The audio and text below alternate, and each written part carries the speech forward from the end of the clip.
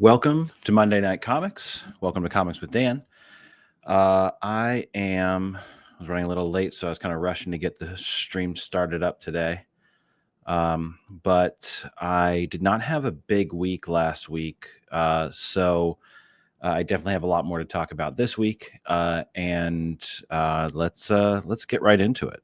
So let's bring up the good old League of Comic Geeks here. So I'm definitely going to be talking about. So you'll see I have the title of the stream here is "Who Will Take Home the Knightfight Belt."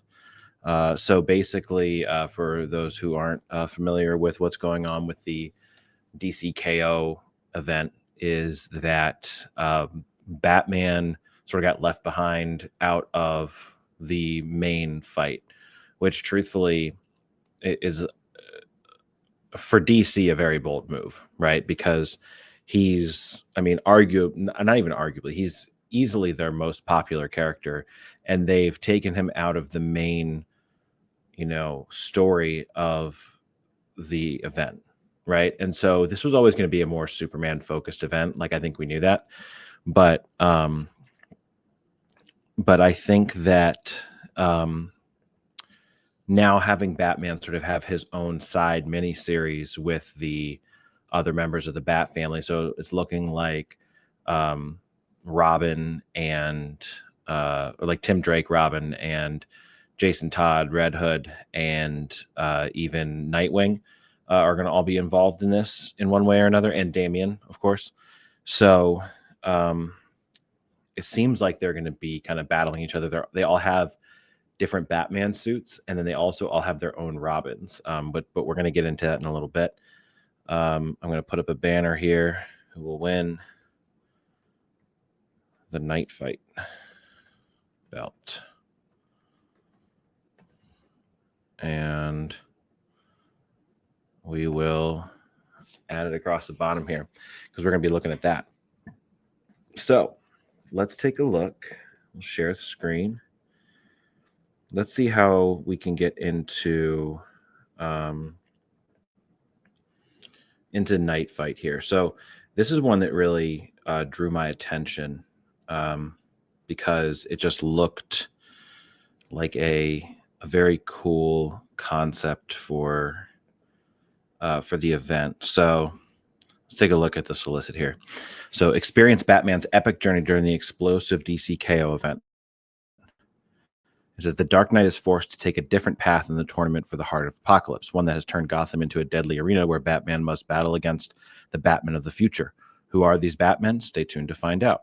And so we have a preview. I'm going to see if I'm hoping that they have those different costumes available. So first of all, like this is Dan Mora. I believe he's doing the whole series. It truthfully, like people joke about, he is. People joke about him, like DC has him locked in a basement just pumping out comics. It honestly feels that way sometimes with the amount of production he's able to give. It's unbelievable. Like, because it's not just that he's producing so much, but it's all really good. So I don't know how he does it. It's really incredible. So we have Bruce here. He's not wearing his blue suit, which is interesting. And this seems like, it's just a pretty straightforward beginning. Yeah. And so then we've got, so this obviously is a little earlier because you have Robin's not in his new costume either. And so there's Tim, Jason, and Dick. So makes sense. I mean, really, this just makes me want Dan Mora, like, on a Batman book all the time. I mean, he does World's Finest, but like if he did, I guess he was on Detective Comics for a little while there during the Mariko Tamaki run. So this is our little title page here. So the future is gone. Earth will be apocalypse. Darkseid will win. Unless one member of the Justice League can possess the energy to become a god like Darkseid, to become the King Omega. That is humanity's only chance at survival. But to accomplish this, the League must enter a deadly tournament controlled by the Heart of Apocalypse. Friends against friends, allies against allies, no mercy. Batman runs alongside the Justice League in the battle as the tournament begins. So yeah, he's not actually participating in the tournament itself. So yeah, so this is what happened in DCKO. Dan Moore's interpretation of it. It's up through the back of him, and he lets him go, and then I bet you that's where it ends. No? Okay. Okay, so it must like release him from this. Justice League was allowed to prepare to bring tools, weapons to help us in the tournament. I secretly brought Apocalyptic armor outfitted with a special boom tube that would teleport me back home if I became inactive for too long. That way I wouldn't be out of the fight if I lost a round. But this is not the Gotham I left behind. How long was I trapped? Did we win and make Gotham this? Mr. Terrific, do you read? And so then there's a Robin thing. There we go. So these are the Robins. It says Robins, but none that I know. So people are thinking that's Carrie Kelly, but that doesn't look like the regular Carrie Kelly. John Paul Valley, Duke Thomas. And I don't know who that's supposed to be. I saw somewhere where that was who that was supposed to be.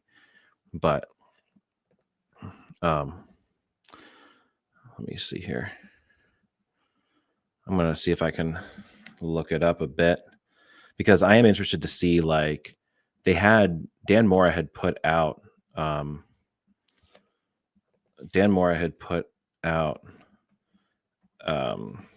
examples of what the different Batman costumes were going to look like. So like Bruce is going to be wearing one, and then so was Damian and Dick and Tim, and I believe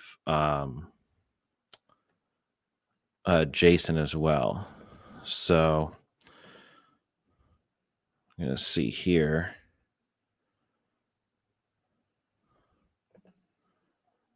I'm pulling up, I'm going to try to pull up Dan Mora's Instagram and see if I can share some of the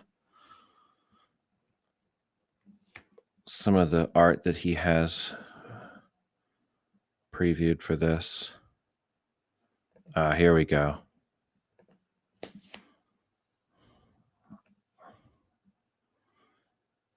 Okay, this is awesome. All right, I'm going to share this tab. Okay, so we have from Dan Mora's Instagram, DCKO Knightfight #1 character designs for Grayson, Jason, Tim, and Damian out next week, November 5th. So that is the obvious, like, Nightwing-esque one. Obviously looks like Red Hood there. I don't know if this is in any way related to when the brief time that Tim was Batman, because the time that I remember him being Batman, I don't recall it looking like that. But then this does look very much like the alternate future where Damian's Batman. I don't know if it's an alternate future, if it's the actual one. I guess we'll never really know that. But yeah, so those look really cool. And he has a bunch of stuff on here. Yeah. Like this cover. Looks incredible. And I mean, that Red Hood Batman costume, that feels so much like a like Arkham Knight. He looks almost exactly like Arkham Knight in that. Looks like that's what he has for those. I do want to look at this though. This is DCKO #3. And it's like a select your character screen from a fighting game, which looks pretty cool.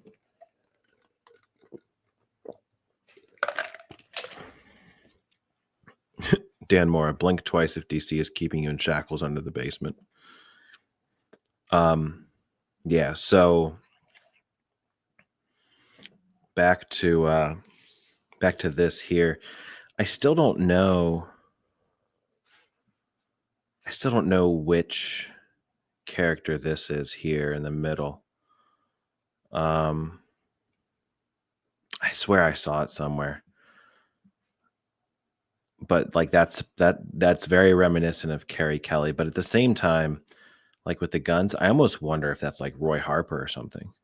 That makes sense to be Jean Paul Valley, and like that makes sense to be Duke, or yeah. So I don't know, but we'll we'll see. But so I'm going to keep up the banner down here, the who will win the night fight belt, because it seems like the Robins are going to face off as Batman. So that should be interesting. We'll see. We'll see where that goes. I mean, it's going to be great to look at either way um, because Dan Mora is doing the art. Yeah, and so first appearances of Batman Dick Grayson Night Fight, Batman Jason Todd Night Fight, Batman Tim Drake Night Fight, Batman Damian Wayne Night Fight. And see, I don't see. Yeah, it doesn't highlight who those Robins are. So that's interesting. Okay. So what else do we have going on? So this last week, this was one of the books I got at my library's book sale. It's called Volcanic Revolver, and so it's just like a really like tight classic, um, you know, like mob story, right? And so it it felt very compact. Both the actual book itself was very compact. It was in a more digest sized format, but in addition to that, just the story felt very concise and without a lot of extra flair. I really enjoyed it. It was just like really well written, and the art had like a lot of charm to it. So I I would definitely recommend this for anyone who's into like the kind of crime comics. So uh, definitely worth grabbing, and it's short too. It's only 96 pages. It's a real quick, easy read. So I read Teenage Mutant Ninja Turtles Saturday Morning Adventures Endless Summer. So the my boys and I have been reading these Saturday Morning Adventures Ninja Turtles. We recently finished up the available issues. I believe like the Comixology Unlimited subscription goes up through like issues 17 or something like that. And then this like also this special. It was fun. Now we're working on this Rise of the Teenage Mutant Ninja Turtles, I believe is what it's called, is based on that TV show, the one where Raphael's like massive and the boys are like, amazed at the fact that he's the leader in that one. And they're like, wait a minute, like the theme song says that Leonardo leads. And so they are running around singing the theme song, alternating the characters in each role. So sometimes Leonardo does machines and Donatello leads, and they're funny. So now this one's interesting because my 5-year-old absolutely loves these Bone books. And I read a couple of chapters from the first one with him, and then we ended up sending the book back to the library because it was due back, and he's been kind of trying to get all the ones after that. And this is the first one I sat down with him in an afternoon that I had off and read through the entire book. And it was really good, right? Even though I only had a couple of chapters of the first book under my belt, skipping to volume 6, like it didn't skip a beat, right? I, I I felt like the context that I had from those first couple chapters in one was enough to appreciate this. And I feel like it would probably be even better if I had read like 2, 3, 4, and 5. So I'm definitely gonna go back and read those. How many books does the Bone series have? Volume 3, volume 9. It's like 9 volumes. That's pretty wild. So that's some good stuff. Yeah. So I ended up getting that 4.5 out of 5 stars. It's really good stuff. Um, and it's like pretty family friendly too. Like I don't know if my 5-year-old, who's the one who really likes it, is fully grasping what's going on. Um, but he really likes it either way. So okay, what else do we have here? Batman number 3. I feel like is that toy? That's the Riddler on the front. Okay, it's not Toy Maker. I was gonna say that Toy Maker's been in a lot of stuff. Um, that's a great cover, right? I love the little corner guy there. Superman books are doing that too, so I like that. Um, I've liked Matt Fraction's Batman books so far. Um, yeah, that was pretty good. The pull numbers on these are crazy. 25,000 on just on League of Comic Geeks. But let's see. Let's see if there's anything worth looking at here.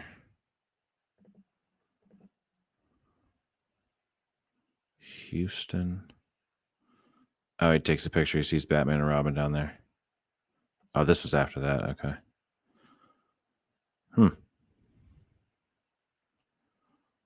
We found evidence placing Batman at the scene.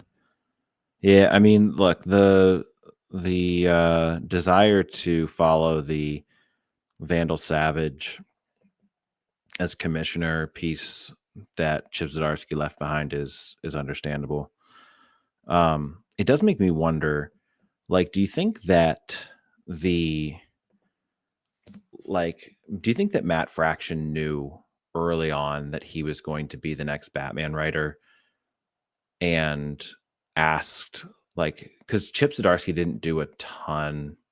I guess he did some with Vandal Savage, but it didn't feel like he did a whole lot. And it feels like Matt Fraction's already doing a good bit more with Vandal Savage than Chip Zdarsky did.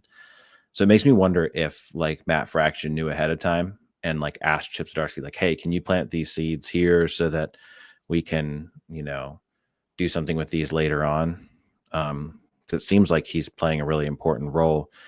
I don't know how you would go about having that idea in your head and writing that.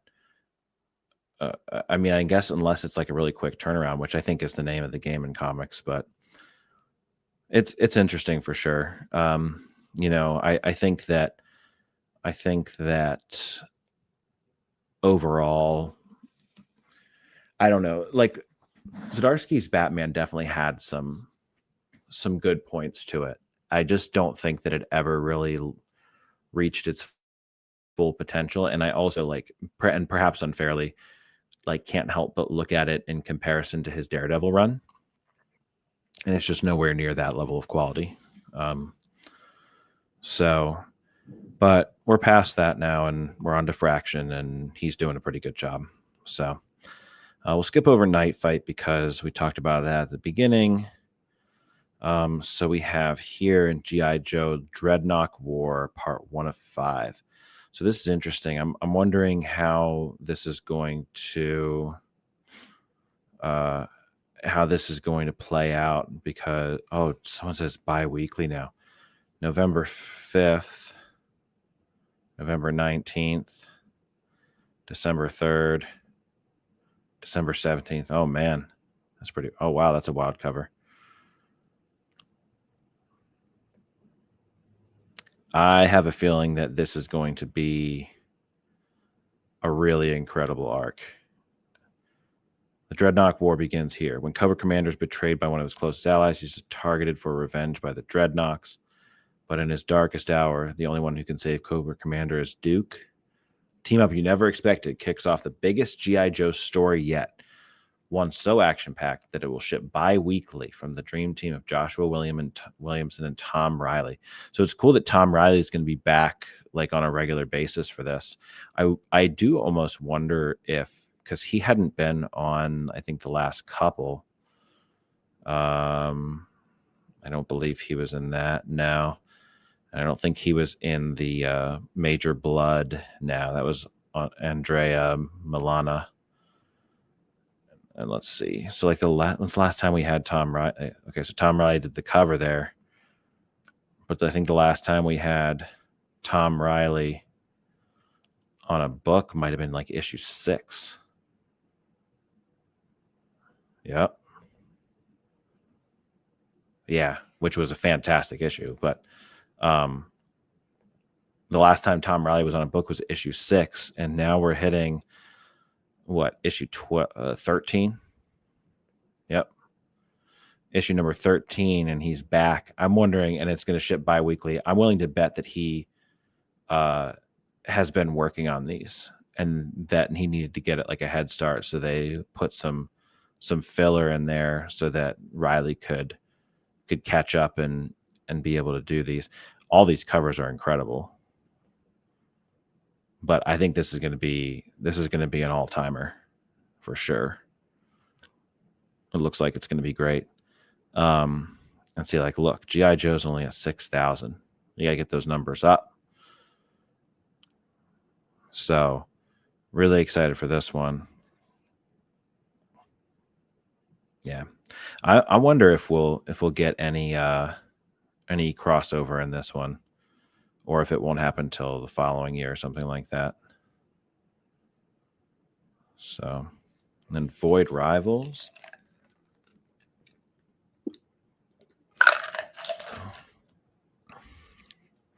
See, this is interesting because I thought that we were on to the Quintesson War, but it does not appear that that's the case. That might be the next. Yeah, here's the Quintesson War Part 1. So, yeah, so there must be more going on here in this issue number 24. I was kind of thinking that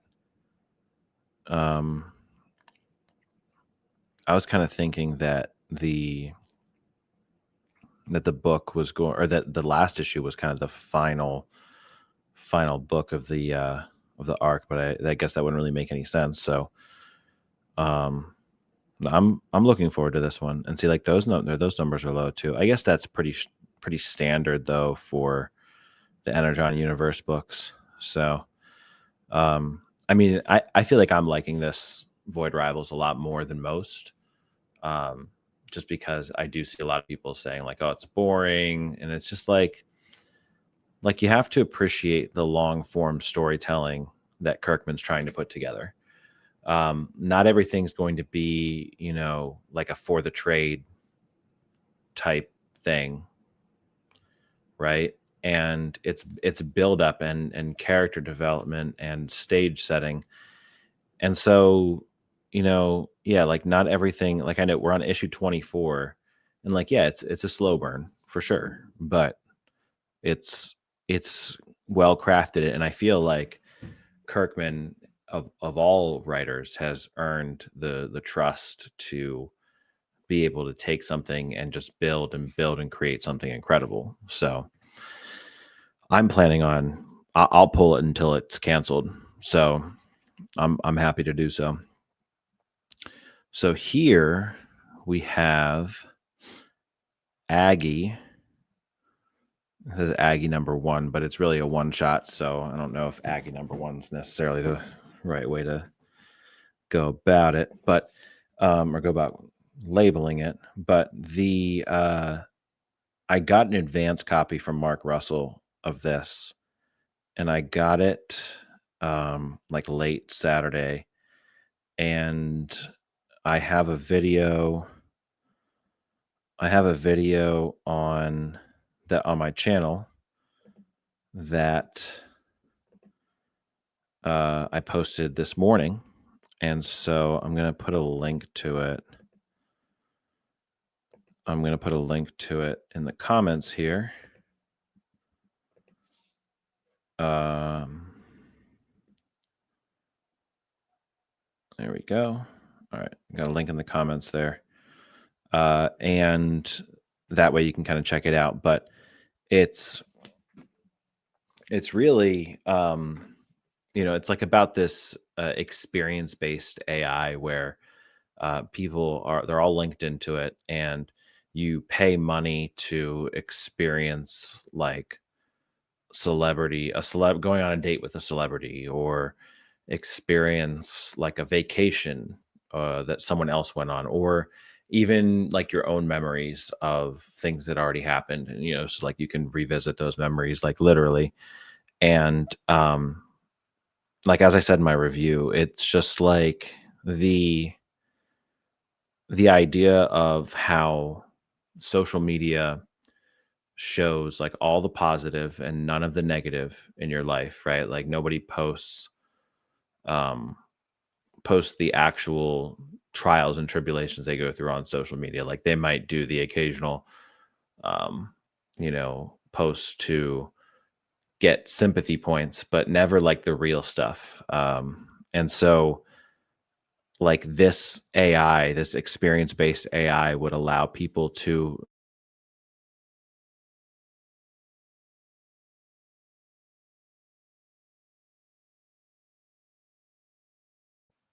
but about their positive experiences, but also they would never actually have to live their boring lives anymore. So they could actually try to live the lives that they say that they have on social media. And so that does play into the story here.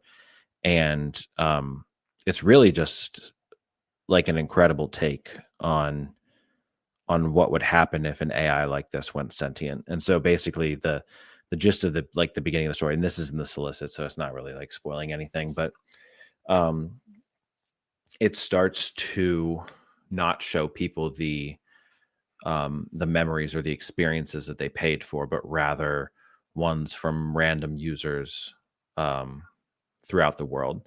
So people start seeing things that make them uncomfortable and things that they don't like, which is extremely powerful, because like imagine if imagine what you would do if you were on social media and instead of seeing everyone's nice vacation pictures, or seeing someone going to a concert or whatever, that you saw like like a war, or and like maybe we get enough of that on the news, but um really it just, I think, like would open eyes to how people really live, rather than the parts that people want you to see. So really good. Definitely added to my pull list. I encourage you to add it to yours. Really just incredible stuff. Well done by Mark on that one. So uh some other ones. Oh, and so the final order cutoff for Aggie is tonight. So make sure you get that on your pull list as soon as possible, before the final order cutoff. Make sure it gets in your pull box. I'm excited to grab that one, and it's a one shot, right? So at a 6.99 price tag, it's a little steep, but um, it's a one shot, and it's 48 pages. So I feel like it's a good value, especially because it's so well done. So all right. So some other items that we have on final order cutoff today: DCKO number two. So get caught up um, with the event. I would imagine.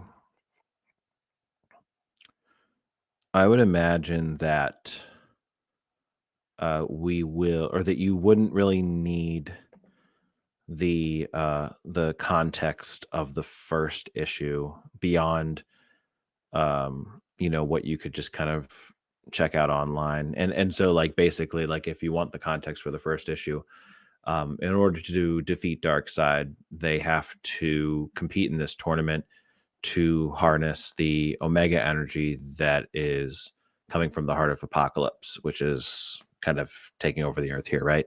And so basically they can't be selfless and caring, that they have to be like brutal and ruthless in order for the Omega energy to want to take them on as the host and allow them to defeat Darkseid.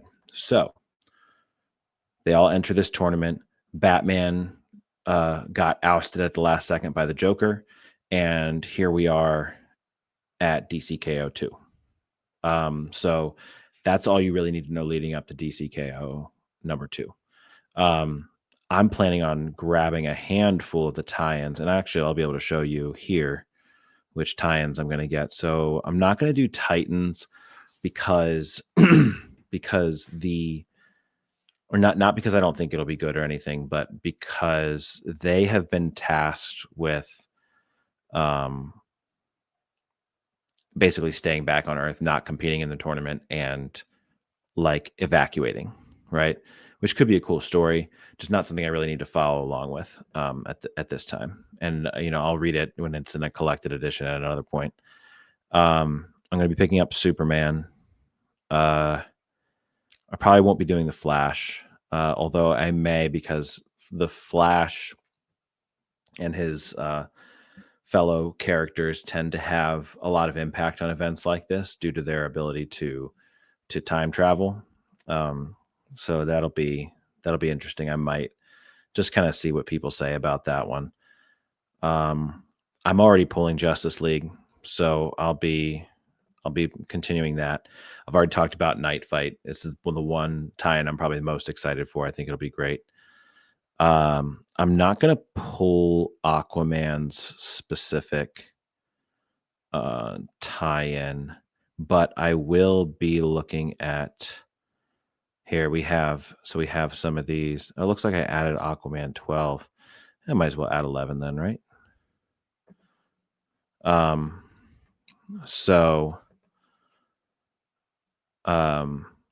There's a handful of these other ones, right, that aren't just, so like we have DCKO Superman versus Captain Atom, and like, so like that Jorge Corona cover is fantastic, so I really wanted that one. And I do wonder how all these like little matchups are going to go. There's another really good one. It was Wonder Woman and Lobo. There it is, another Jorge Corona cover. Like, that's an awesome one. That reminds me, and since Daniel Warren Johnson did Wonder Woman Dead Earth, that does look kind of like that. Joelle Jones is a great writer too.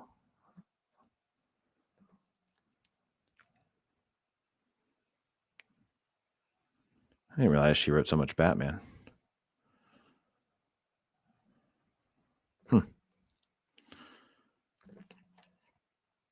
I know her from, she wrote Lady Killer, which is a really good book. Yeah, so that's what I know her from. So I'm gonna grab that one too then.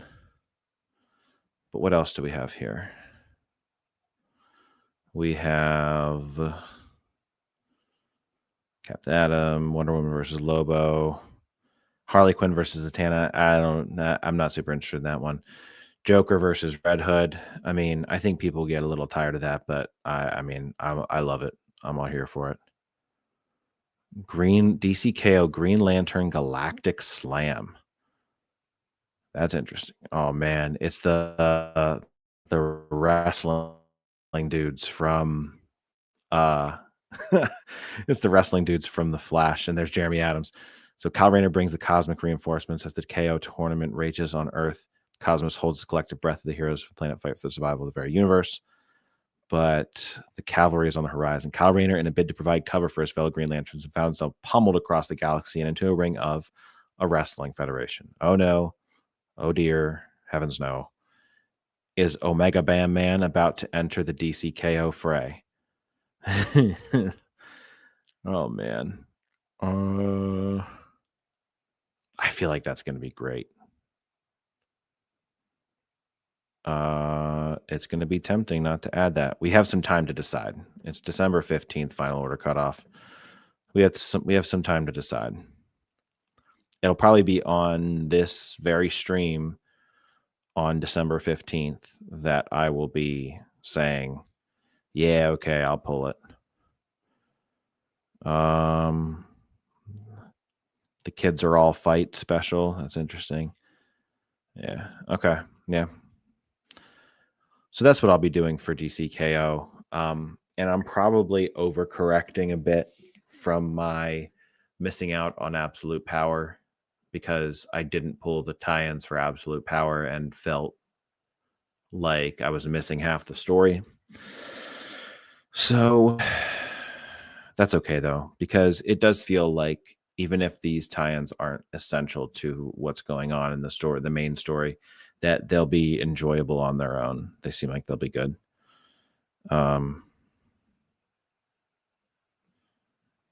Yeah, so so here else we have Ordained, and like Joe from Joe Loves Comics, a great podcast. Go check it out. He mentioned when he was watching the replay is that this solicit, it just tells you everything. So, but this is interesting. It's basically about a priest that hears the confession of a mob boss, and then the mob boss miraculously, or like on his deathbed, and the mob boss miraculously gets better, and then comes after the priest because he thinks he's going to snitch. So, really looking forward to that. I think that's going to be really good. What else do we have here? Skinbreaker. So I was disappointed that Skinbreaker number 2 didn't come in last week or maybe 2 weeks ago. And I'm just really looking forward to catching up on that. The David Finch art is incredible. The story from Kirkman, it's very concise and straightforward. So not like necessarily his like Walking Dead or Void Rivals or Invincible, where it's like a long haul type thing. I'm pretty sure that this is set to be 6 issues. So and it seems like the story will fit well into that. So yeah, so we talked about Aquaman. Round 2 of 8, we have Hawkman and Aquaman.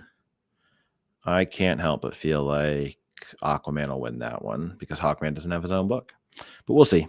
It's hard to predict that. Batman and Robin number 28. So right now they're taking on the Quiet Man, which is pretty interesting. I wouldn't say that this is the best jumping on point. Like you might want to go back a couple issues. And so like I would say, and this one, okay. So yeah, so this one, that's actually not even quite it yet. I believe that the one prior to this.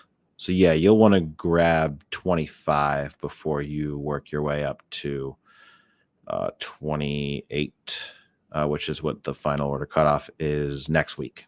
So I believe, let me see what else I had.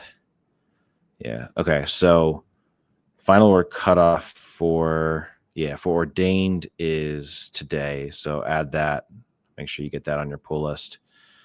Skinbreaker also today. Another one that you'll definitely want to be adding.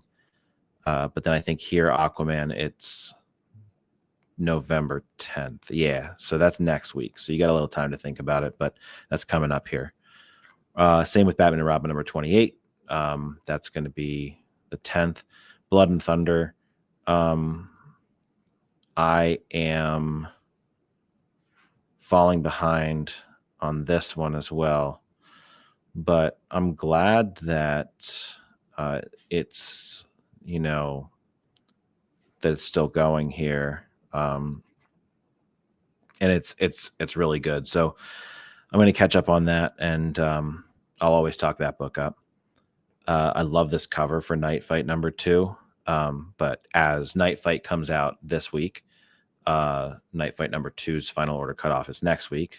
So what you should do is pick up Knightfight in your shop on Wednesday, number one, and then if you like it, add it to your pull list. And so here it looks like it's Dick Grayson against Bruce Wayne, and then I guess that this overlaid Batman is Jason Todd of some sort.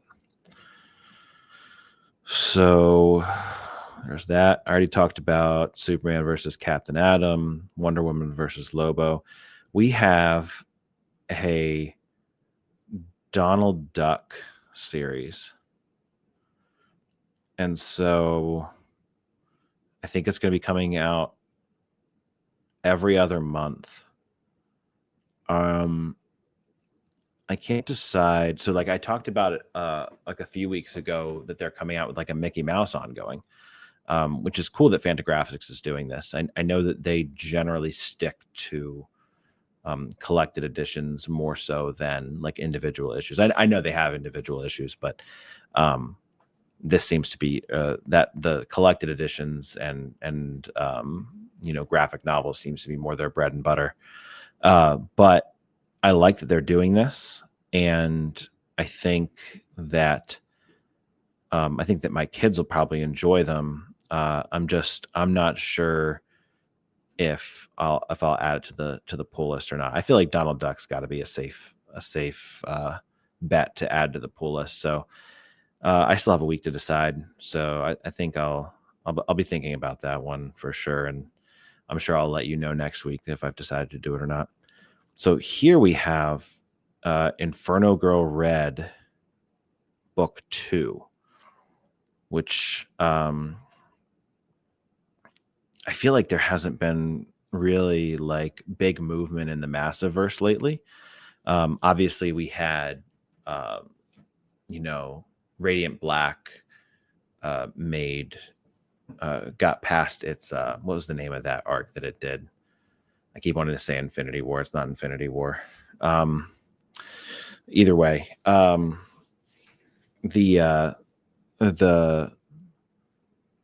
big jumping on point for Radiant Black was recent, but then also we have like this Inferno Girl Red. Like the people have been waiting for the second part of this. So I enjoyed the first one. Let me see what I gave that first. Let me see what I gave that first book.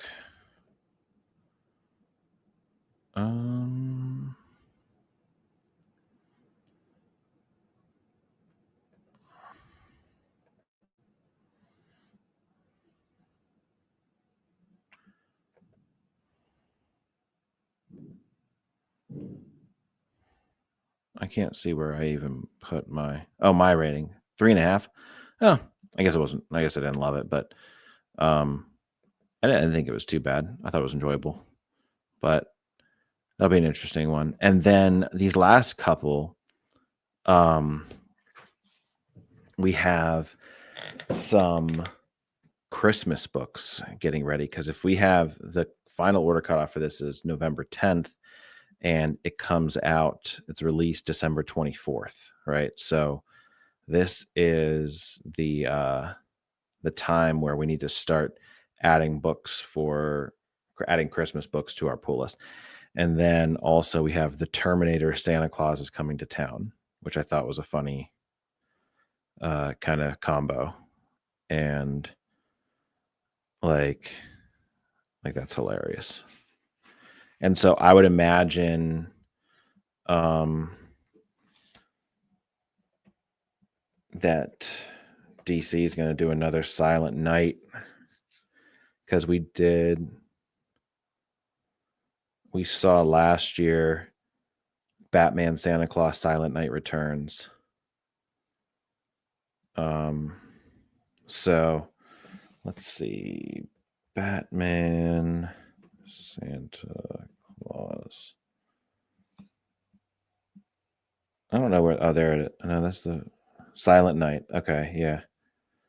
The first one, it was like, I don't understand how it was so good. Like it was like supposed to be just like a dumb, fun holiday book, and it was actually like one of the best books of the year. I didn't read the second one. I should read that. But maybe coming up here, closer to Christmas time, I'll do a stream dedicated to the holiday books and what I like to read around then. So, but yeah, so that's kind of what I have going on.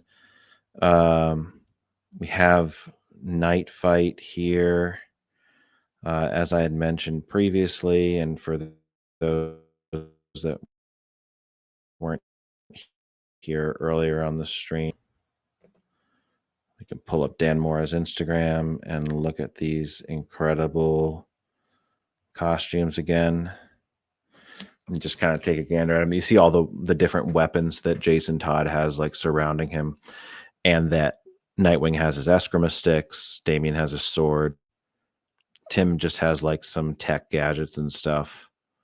So looks like Damian has like a gun holster too. They all have a sort of holster, and Nightwing doesn't have a gun in it. He has his eskrima sticks. So yeah. So if I have to give who I think is gonna come out on top in this, I'm gonna say, as much as I don't want to admit it, Damian. I think that's just the direction that things are going in. It'd be cool, especially because we saw at the beginning of that preview, and like Batman's had this thought before, right? But he talks about like, if they're here, am I even needed anymore? And so I think Damian makes the most sense to be the next Batman. Especially just because the other characters are so much more established in their new identities, with the exception of maybe Tim, because he can't really seem to figure out. I mean, they really should just go back to making him Red Robin. But like, he doesn't really want to be Batman.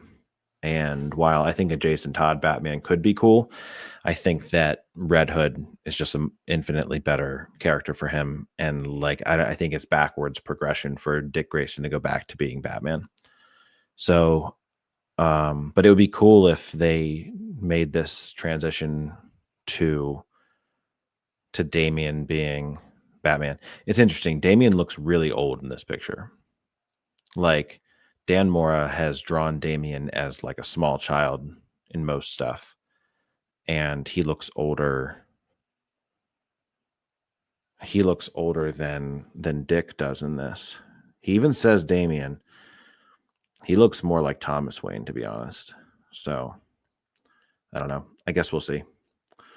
But that is where I will end things, I suppose. Make sure that you check out the Aggie review that I put up.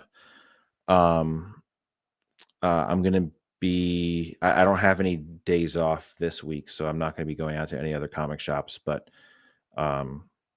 in the future, I'd like to try to get down to some spots in Maryland and check those out. So keep an eye out for those. And I'll be posting pickups as I get them on the shorts and on reels and everything. So keep an eye out there as well. And otherwise, I will see everyone this channel next week. So thank you all very much for watching, and have a good evening.